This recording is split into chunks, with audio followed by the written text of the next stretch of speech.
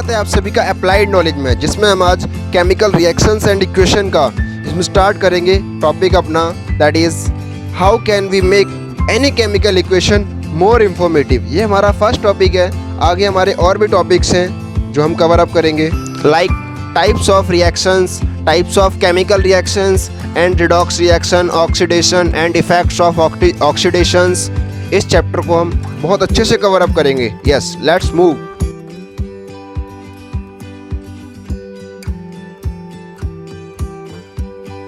So students, हमारा topic है first, that is making chemical equation more informative. Means किसी भी केमिकल इक्वेशन को ज़्यादा इंफॉर्मेटिव बनाना, मीन्स ऐसी केमिकल इक्वेशन जिससे हम ज़्यादा से ज़्यादा इंफॉर्मेशन कलेक्ट कर सकें।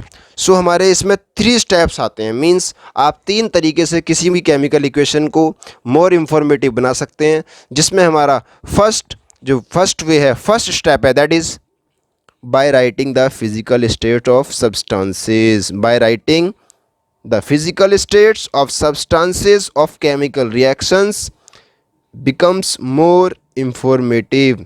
जैसे कोई भी सब्सटेंस हमारा केमिकल रिएक्शन में यूज़ हो रहा है तो आप उसकी फिज़िकल स्टेट लिख सकते हैं। फिज़िकल स्टेट कौन कौन सी होती हैं देखो, या तो वो सब्सटेंस सॉलिड होगा तो आप डिनोट करेंगे एस से, स्मॉल एस ब्रैकेट में पुटअप करेंगे, या फिर अगर वो सब्सटेंस गैसियस होगा सो स्मॉल जी, लिक्विड हुआ स्मॉल एल, एंड अगर वो सब्सटेंस कोई ऐसा सब्सटेंस जो वाटर के अंदर डिजॉल्व्ड है, मीन्स दो substances which are dissolved in water are called aqueous solution, तो आप उसको डिनोट करेंगे बाय ए क्यू ब्रैकेट में, solid S, liquid small L, gaseous substances will be denoted by small G, aqueous by A Q. So ये हमारी physical state है। कुछ example लेते हैं। यस, सो स्टूडेंट, हमने फर्स्ट एग्जांपल लिया जिसमें हमने हाइड्रोजन की रिएक्शन ऑक्सीजन से कराई, इसने फॉर्म किया वाटर। सो आप जानते हैं जब हाइड्रोजन और ऑक्सीजन को मिक्स करते हैं तो बनता है वाटर। मीन्स वाटर के फॉर्मेशन में जो हाइड्रोजन ली जाती है that is in the form of gas, and also oxygen is also in the form of gas, but जो वाटर बनता है that is formed as a liquid. So आपको यहाँ से पता लग रहा होगा हाइड्रोजन गैसियस स्टेट में है, ऑक्सीजन भी, बट वाटर जो है that is in the form of liquid state. Student, second example में आप देख सकते हैं हमने लिया lead oxide, PB that is lead. Lead oxide हमारा रिएक्ट कर रहा है कार्बन के साथ, इसने फॉर्म किया लेड प्लस कार्बन डाइऑक्साइड। अब आप यहाँ देख सकते हैं लेड हमारा है in the form of solid, carbon is also in the form of solid, means coal होगा।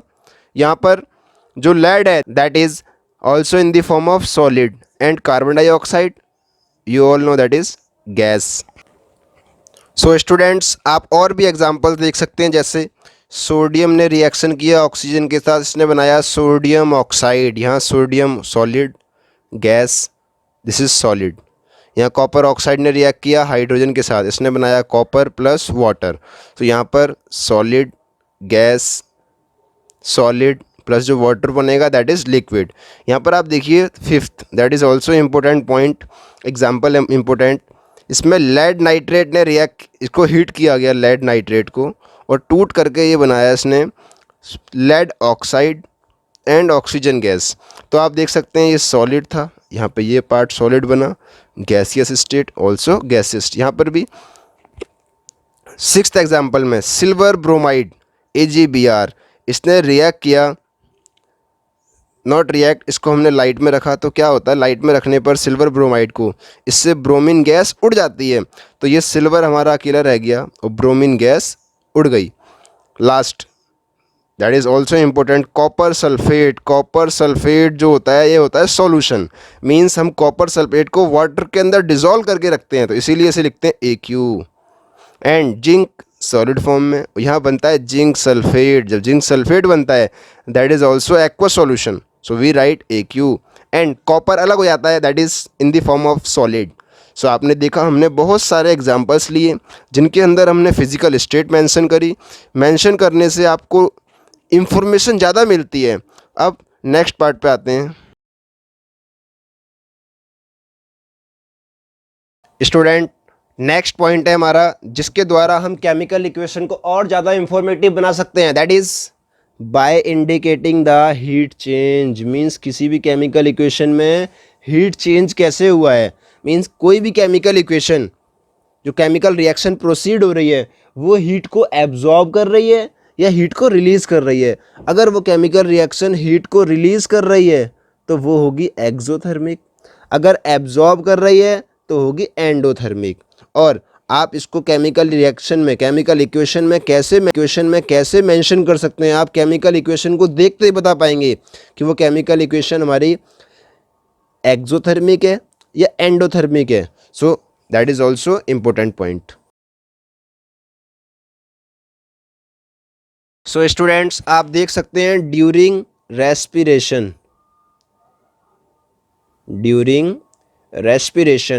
जब हम रेस्पिरेशन करते हैं मीन्स हम ऑक्सीजन का इंटेक करते हैं अपनी बॉडी में, तो क्या होता है जो हमने खाना खा रखा होता है that is a glucose C6H12O6, ये होता है हमारा ग्लूकोज और ये हमारी बॉडी में पहले ही प्रेजेंट होता है। जब हम रेस्पायर करते हैं मीन्स रेस्पिरेशन करते हैं तो ऑक्सीजन हमारी बॉडी में आती है, ग्लूकोज के साथ मिलती है और हमारी बॉडी से कार्बन डाइऑक्साइड प्रोड्यूस होती है, वाटर प्रोड्यूस होता है, प्लस क्या रिलीज होता है, एनर्जी, जो कि हमारी बॉडी में स्टोर होती है in the form of ATP।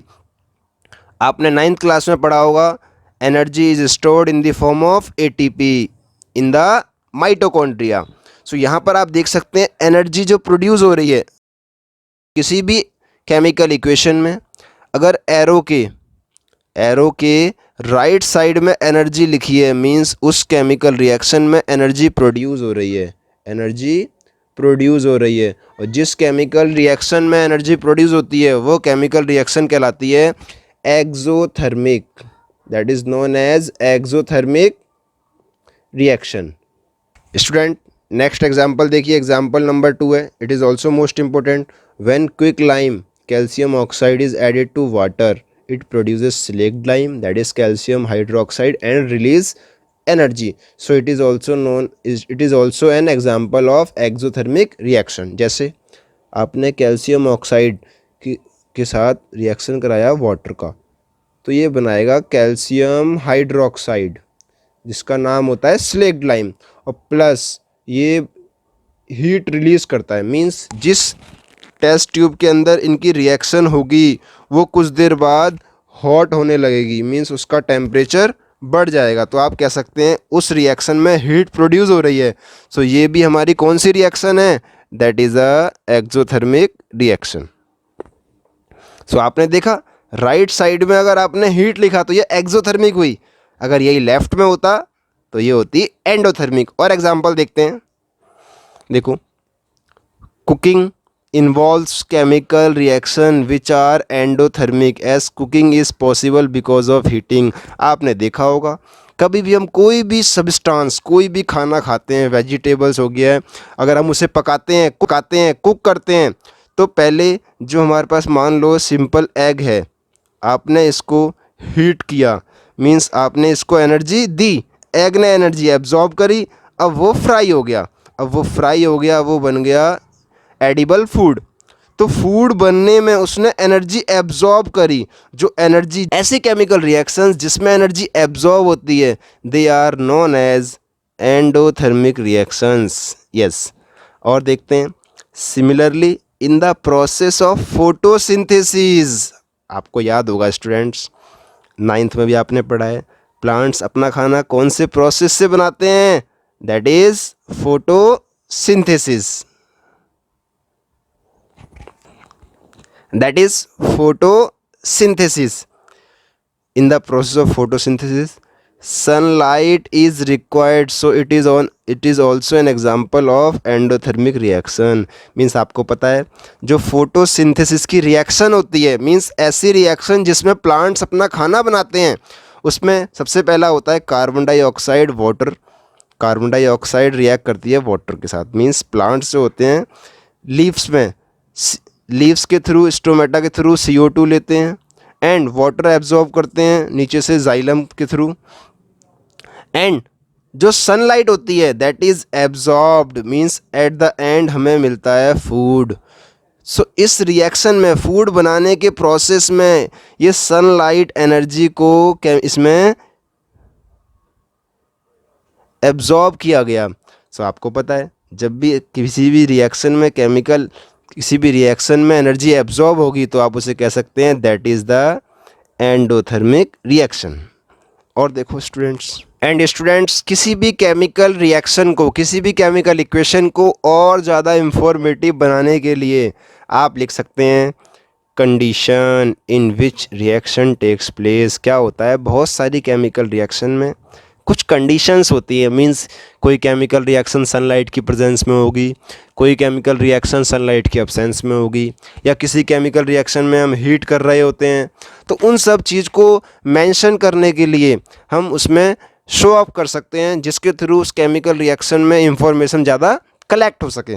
देखो, the condition is generally written above और below the arrow. Means chemical equation में जो एरो होता है उसके ऊपर या नीचे हम लिख सकते हैं वो कंडीशन जिस कंडीशन के साथ वो रिएक्शन पॉसिबल हो पा रही है। कई बार बहुत सारी केमिकल